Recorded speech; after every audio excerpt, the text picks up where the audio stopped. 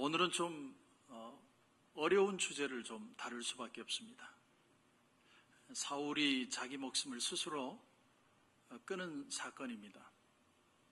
자기 칼 위에 자기가 엎드려졌다는 그 사건, 그보다 더 큰 것을, 더 큰 흐름을 좀 봤으면 좋겠습니다. 사울 왕이 하나님 앞에서 실격 판정을 받은 것은 사실은 아말렉 사람들을 심판할 때입니다. 아말렉 사람들을 다 죽이고 그 짐승이든 사람이든 다 죽이라고 그랬는데 짐승은 취하고 아말렉 왕도 살립니다. 그때 하나님이 그 사울 왕에게 폐위를 선언합니다. 폐위. 그런데 하나님이 그런 말씀을 하셨다고 해서 당장 사울을 쫓아내신 것이 아니라 하나님은 계속 사울 왕을 그 자리에 두셨습니다. 그 다음으로 또 사울이 어떤 일을 저지르냐면 다윗을 도왔던 85명의 제사장을 한 자리에서 다 죽여버렸어요. 그건 엄청난 일입니다. 엄청난 일. 그런데도 용납될 수 없는 일인데도 하나님이 사울을 그냥 두십니다. 그리고 이 사울이 죽기 살기로 다윗을 쫓아서 그를 죽이려고 쫓아다닙니다. 결국 오늘 길보아 전투에서 이스라엘은 대패하고 사울과 그의 아들들은 모두 죽고, 근데 우리가 이 본문을 통해서 한 가지 깨닫게 되는 사실이 뭐냐면 하나님은 악한 자들을 우리가 생각하는 것처럼 조급하게 대하지 않으신다는 거예요. 하나님은 조급하지 않으십니다. 하나님은 악한 자의 인격도 존중하세요. 계속해서 사울이 회개하고 하나님 앞에 돌아오기를 하나님은 계속 기다리고 계시는 그 오랜 기다리심, 그런 걸 엿볼 수 있습니다. 사울왕이 전쟁에서 패하고 자식들이 다 전사하고 자기도 활을 맞아서 중상의 상태에 있을 때 옆에 있는 그 활든 자, 자기 방패든 자에게 부탁을 합니다. 나를 좀 찔러달라고. 이유는 분명합니다. 전쟁에서 만약에 죽지 않고 포로로 잡히면 적들이 그 사울을 시큰 조롱하고 갖고 놀다가 결국은 마지막에 죽일 것입니다. 그 사실을 알기 때문에 나를 죽여달라고 얘기합니다. 근데 부하가 그 말을 들을 리가 없죠. 자기 왕인데. 그래서 사울이 자기 칼에 스스로 엎드려서 죽습니다. 그리고 그 옆에 있던 부하도 자결을 하죠. 아주 비극적인 최후. 우리는 하나님이 사울을 버렸다고 할 때, 에이, 이런 나쁜 사람, 이런 사람은 저주를 받아야 돼. 이 사람 당연히 이런 걸 받아도 싸. 우리가 그렇게 말할 수 있지만, 똑같은 상황, 똑같은 현상이 일어난다면, 우리 속에도 이런 모습이 있을 수 있다라는 거예요. 똑같은 위기가, 똑같은 유혹이 왔을 때, 나는 어떻게 할 것인가? 나에게 이런 도전이 올 때 나는 하나님을 생각할 것이냐, 사울처럼 할 것이냐. 그래서 오늘 이 본문은 참 우리에게 아주 무거운 도전을 줍니다. 우리가 잊지 말아야 될 것이 뭐냐면 하나님은 한 사람을 판단하실 때 딱 한 번 실수한 그것을 가지고 집착하시는 게 아니라 시간을 두시고 오래 기다리시고 오히려 그 사건을 통해서 성숙하기를 바라시면서 좀 더 적극적인 눈으로 바라보고 계신다는 거예요. 참 쉬운 얘기가 아니죠. 하지만 그런 면에서 오늘 사울의 모습은 실제 우리의 모습이고 또 같이 고민해야 될 모습이에요. 아이러니한 게 뭐냐면 이 본문을 정말 주의 깊게 보면 사울의 결말에 대해서 성경이 도덕적인 평가를 내리지 않는다는 거예요. 사울이 그렇게 하나님 앞에 죄를 짓고 나쁜 죄를 져서 자결을 했더니 지금 어리석은 부자와 함께 저 지옥 불석에 타고 있더라. 그런 표현이 없어요. 평가가 없습니다.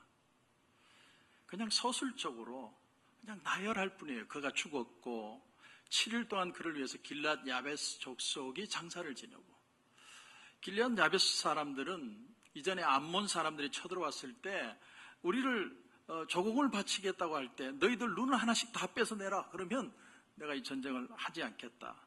그 얘기를 듣고 사울이 와서 야베스 족속을 도와줍니다.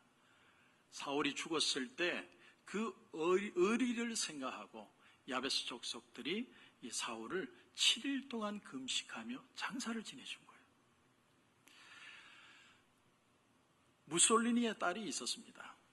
그러니까 무솔리니에게도 딸이 있었는데 비록 국가는 이 무솔리니라는 사람을 나쁜 사람으로 치부하고 그렇게 처리를 했지만 무솔리니 딸에게는 그 아버지는 여전히 자기 아버지였어요. 스탈린에게도 딸이 있었습니다. 스탈린이 국가적으로는 아주 악한 사람이지만 자기 딸에게는 여전히 자기 아버지, 하나밖에 없는 아버지였습니다. 다윗이 그걸 안 거죠. 다윗이 내 비록 사울이 나를 죽이려고 그렇게 나를 힘들게 했지만 그도 기름 부음 받은 하나님의 왕이다. 그가 있었기에 오늘 내가 있는 것이다.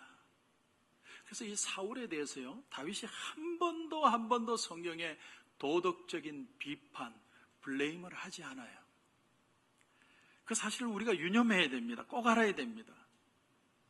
오늘 이 사무엘상 마지막 절은 누구도 입을 함구하게 만드는 본문이에요.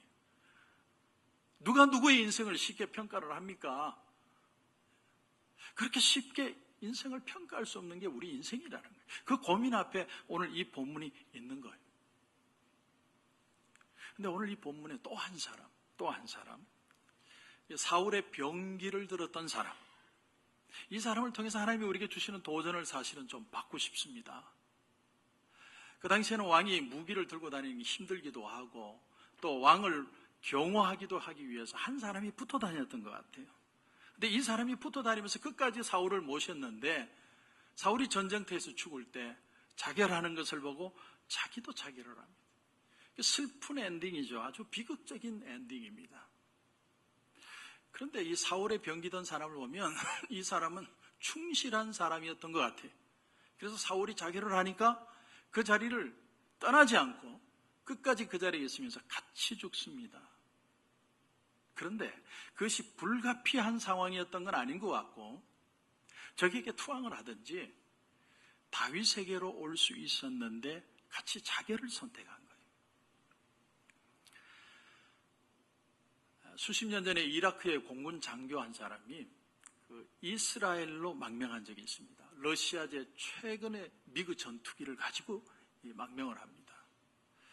근데 그것이 순간적인 결정이 아니고 미국과 이스라엘이 오래도록 작업을 해서 러시아가 아주 신식 미그 전투기를 개발을 했는데 이 전투기가 어떤 구조로 되어 있고 어떤 성능이 있고 어떤 약점이 있는지를 알고 싶은데 알 수가 없는 거예요.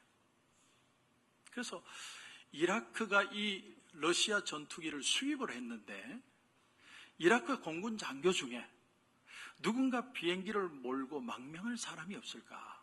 그걸 찾아본 겁니다. 그랬더니 이라크 정권에 대해서 사담 후세인에 대해서 불만이 있고 새로운 인생을 살고픈 사람이 한 사람이 있는 걸 발견한 거예요.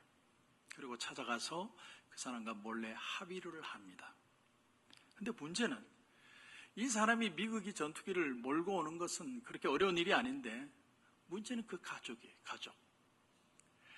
가족이 만약에 혼자 도망을 가면 가족은 배신자로 찍혀서 죽든지 감옥 생활을 해요. 그래서 이 미국과 이스라엘이 그 가족들 수십 명을 다 방법을 써서 망명을 조치를 취하고 이 사람이 그 다음에 비행기를 몰고 넘어옵니다. 유명한 사건. 물론 돈도 줬겠죠. 근데 그 사람이 어디에 사는지 어떻게 살고 있는지 아무도 모릅니다. 왜냐하면 이건 탑 시크릿이죠. 이건 굉장한 비밀입니다. 이런 식으로 내가 자기가 줄을 잘못 섰다고 생각할 때 새로 줄을 선다고 하는 것은 굉장히 어렵고 힘든 일이에요. 우리 질문은 여기에서 그러면 어떻게 하면 이런 사람의 운명을 피하고 하나님 앞에 올바른 판단을 해서 내 인생이 축복된 인생이 될 수 있느냐?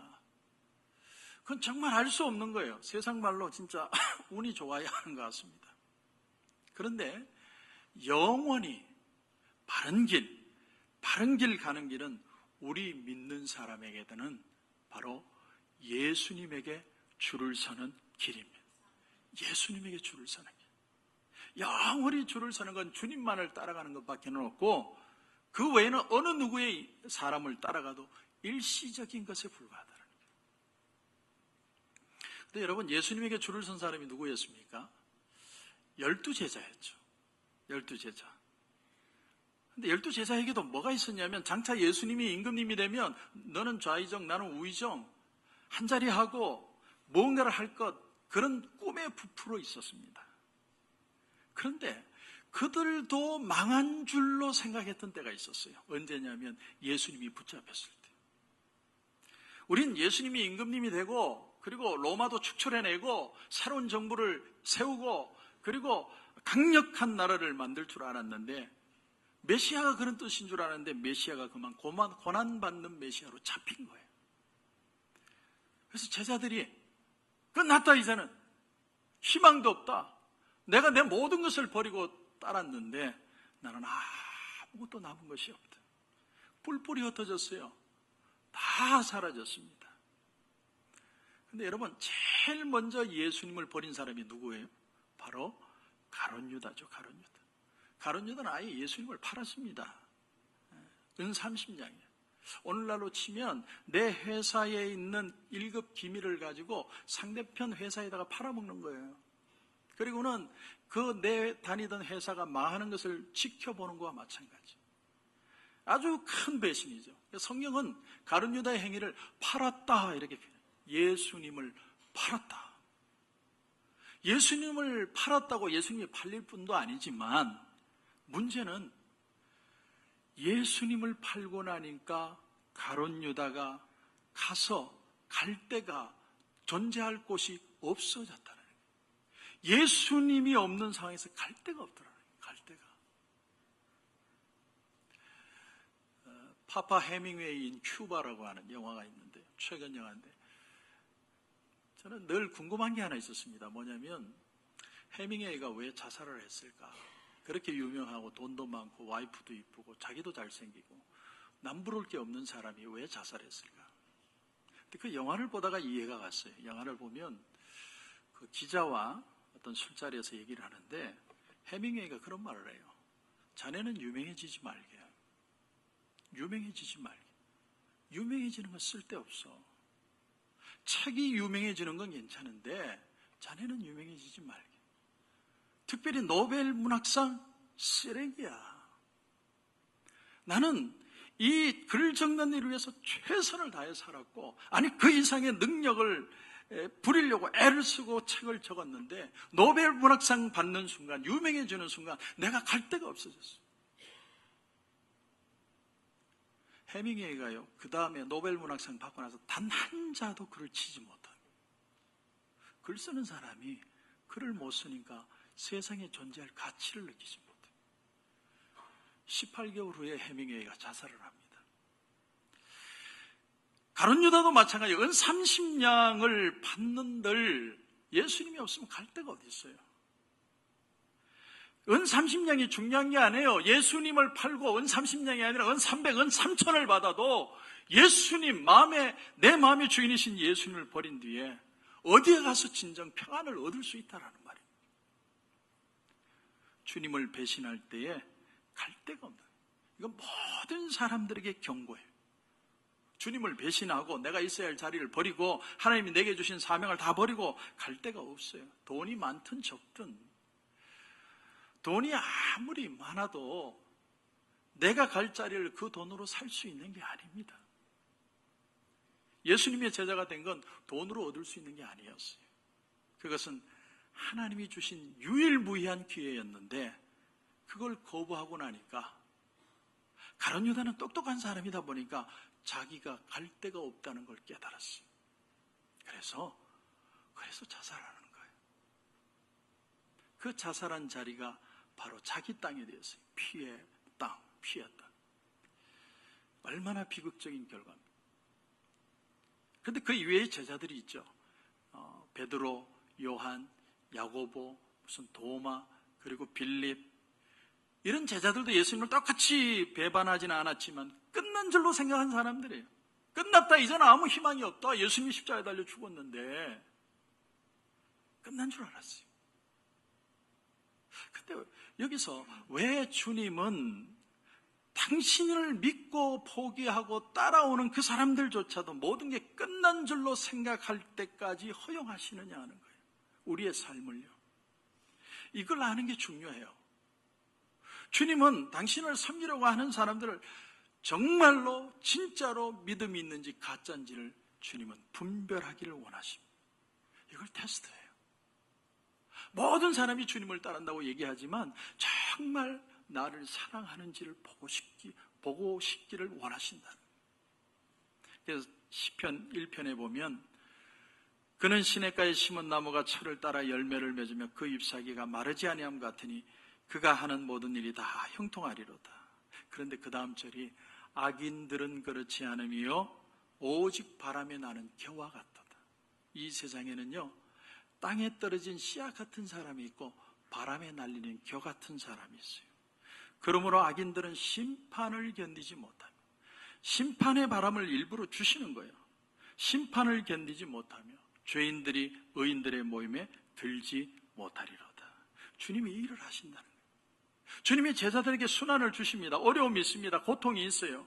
그러나 그 엄청나게 믿음이 흔들리는 순간을 왜 주시느냐? 그 흔들리는 순간을 통해서 정말 이 사람이 진짜 주님을 따를 사람인지를 주님이 발견하시고 그 다음에야 그들에게 땅끝까지 복음을 전가할 수 있는 사명과 능력을 주셨다는 사실. 그러니까 이게 여러분 그저 되는 게 아니에요. 여러분 흥분한다고 되는 게 아니에요.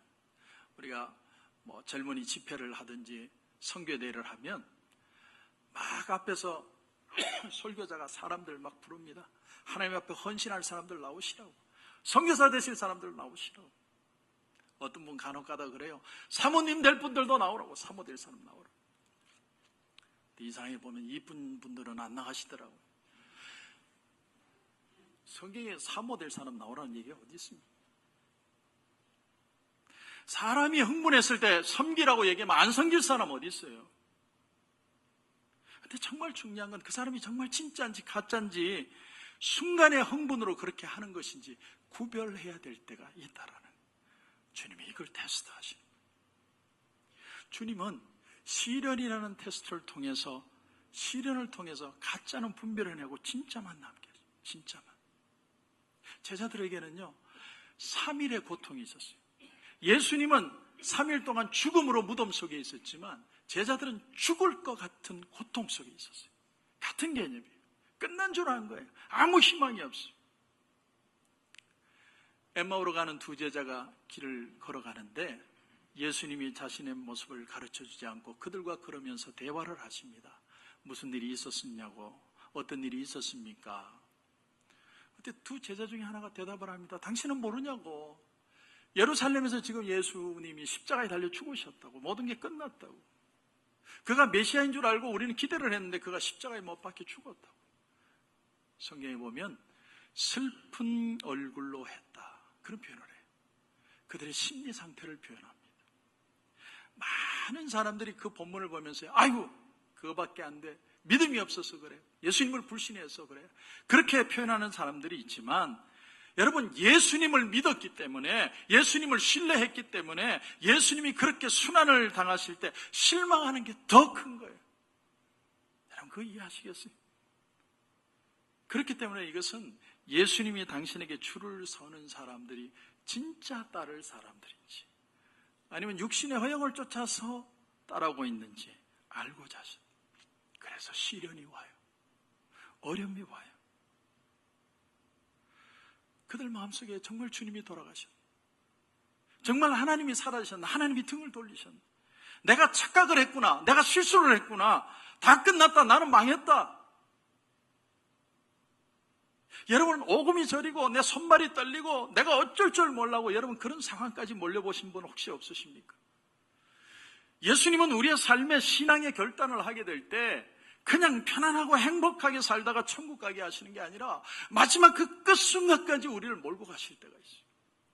내가 어쩔 줄 몰라 두려워 떨고 낙심하고 초조하고 좌절하고 이 시간이 지나면 나는 끝난다고 생각하는 그 자리까지 갔을 때 그 포기하는 자리에 예수님이 우리의 손을 잡으실 때가 많아요. 왠지는 모르겠는데 주님이 그렇게 하십니다. 사도행전 12장에 보면 헤롯 왕이 예루살렘의 초대 교회 대표 중에 야고보를 칼로 죽입니다. 근데 유대인들이 막 좋아해요. 그러니까 좋아하네? 그러면서 베드로도 잡았습니다. 감옥에 가두었습니다. 베드로도 이제 다음 날이 되면 끌어내서 처형을 시키려고 준비하고 있는 겁니다. 그런데 그 성경을 보면 베드로가 어떻게 하느냐면 베드로가 두 군인 틈에서 두 쇠사슬에 매여 누워 자고 있었다. 누워 자고 있었어요. 졸리니까 자는 거예요. 왜 자느냐? 졸리니까. 저는 제가 졸릴 때는요, 누가 업어가도 몰라요. 나를 업을 사람이 없다는 게 문제지 업어가도 몰라요. 그런데 저는 여기서 베드로의 어떤 면을 느꼈느냐면 베드로에게는 이런 신앙이 있었어요. 내일 염려 내일하고 오늘 고생 족하다. 내가 고생하고 내가 고민한다고 내일이 바뀌지 않는다는 거예요. 내가 어떻게 할 수 없을 때 오늘 고생은 오늘로 족하다. 하나님이 내일은 내일 은혜를 주실 줄 믿습니다. 이게 만나의 비밀이에요. 만나는 하루치만 내리는 거예요. 그날 먹고 거두어둔 것들을 가둬둬도 그 다음날이 되면 썩어버리는 게 만나예요. 하나님은 매일 주시는 은혜로 우리를 인도하신다. 근데 정말로 그날 밤에 주의 사자가 천사가 와서 베드로의 옆구리를 찔렀어요. 베드로를 쓰다듬어서 일어나라고 그런 게 아니고 막 팍팍 찔렀습니다. 왜? 베드로가 하도 희망에 자니까. 그리고 옥문을 열고 그를 구출해내요. 우리가 깨달아야 할 사실이 바로 이거예요. 주님의 하시는 일에는 이런 면이 있다는 거예요. 우리에게 비밀로 한 것, 알 수는 없어요. 근데 알 수 없는 그 길로 우리를 인도하실 때 그 알 수 없다는 걸 알고 따라가야 된다는 거예요. 왜 내가 원하는 대로 안 하시고 하나님 이렇게 하십니까가 아니라 하나님은 이런 식으로 역사한다는 걸 알고 따라가는 거예요. 따르는 법을 배워야 합니다.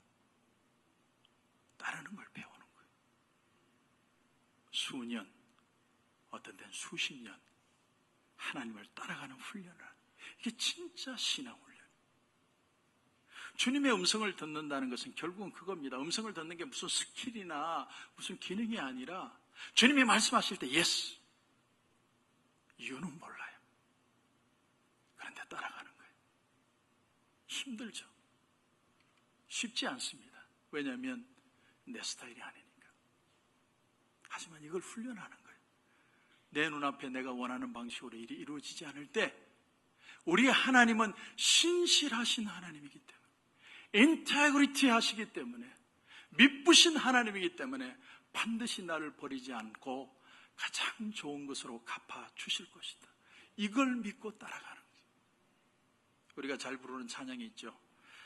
기도를 드리세요. 기도를 드리세요. 놀라운 일이 생깁니다. 기도 드리세요. 찬양을 부르세요. 찬양을 부르세요. 놀라운 일이 생깁니다. 찬양 부르세요. 여러분, 놀라운 일이 생겨서 찬양하고 기도하는 게 아니고요, 기도하고 찬양하다 보니까 놀라운 일이 생깁니다. 이것이 비밀입니다. 이거 하나님은 신실하시기 때문에 내가 너희를 떠나지 아니하리라. 세상 끝날까지 너희와 함께하리라. 그렇기 때문에 함께하실 줄 믿고 믿음으로 무엇이든 시작해야 합니다. 오늘 다시 본문으로 돌아와서 사울의 병기 든 자가 그럼 어떻게 했어야 되느냐? 그럼 어떻게 했어야 될 것 같습니까? 사울처럼 비극적인 결말을 맞지 않기 위해서 그가 어떻게 해야 되느냐? 방법은 하나밖에 없어요. 다윗을 찾아가는 거예요. 왜냐하면 하나님이 하시는 일을 분간을 할 수가 있다면, 하나님은 사울을 버렸고 이제 다윗에게 기름 부으셨다는 사실을 안다면, 내가 사울에게 속해서 계속 사울을 따라가면 나도 사울처럼 패망할 것을 알았어야 된다는 거예요. 사울이 멸망할 때 나도 멸망할 것이라는 걸 알았어요. 내가 주인을 바꾸지 않으면 사울이 망할 때 나도 함께 망하겠구나. 이걸 깨닫고 하나님의 은혜가 함께하는 사람과 동행하기를 결단했어야 됩니다. 이걸 회개라고 그래요. 회개. 헬라어에 메타노이아라는 단어가 나오는데, 메타노이아, 그 단어가 회개라는 단어인데, 메타노이아라는 단어의 원래 뜻이 뭐냐면, 너희가 현재 섬기고 있는 이 왕이 곧 심판을 당할 것이니까 그 왕에게 바치는 충성을 새로 쳐들어가는 임금에게 바치라. 그게 메타노이아예요. 예수님이 회개하라, 천국이 가까웠느니라, 그렇게 도전을 하실 때 그 회개하라는 말씀은 이 세상은 심판을 받을 것이니까, 이 세상은 심판의 불 앞에 있으니까 너희들의 새로운 왕국, 하나님 나라에 속하라는 주님의 도전이었어요. 회개라는 건 그저 내가 아이고 잘못했습니다, 죄송합니다, 다음에 이제 안 짓겠습니다, 이 정도가 아니라 내 소속과 내 충성과 내 자세 자체가 완전히 달라지는 거예요. 내가 이전에는 세상이 좋고 세상의 스타일이 좋고 세상 방식으로 즐기고, 그러나 모든 걸 그 자리에 바쳤지만, 사울의 병기든처럼 나는 사울을 섬겼지만, 사울은 이제 심판을 받게 될 것이기에 이제는 하나님의 은혜가 있는 곳으로 완전히 돌아서서 내가 속한 곳을 달리하여서 내가 돌아서지 않으면 나는 망하게 되겠구나. 그 충성과 그 섬김을 하나님의 나라로 돌리는 것, 이게 바로 회개입니다. 이제는 여러분, 예수님에게 은혜를 따라 성령을 따라 줄을 서야 합니다. 그게 살 길이고 그게 축복받는 방법이에요. 그런 은혜가 저와 여러분 가운데 있기를 주님의 이름으로 축원합니다.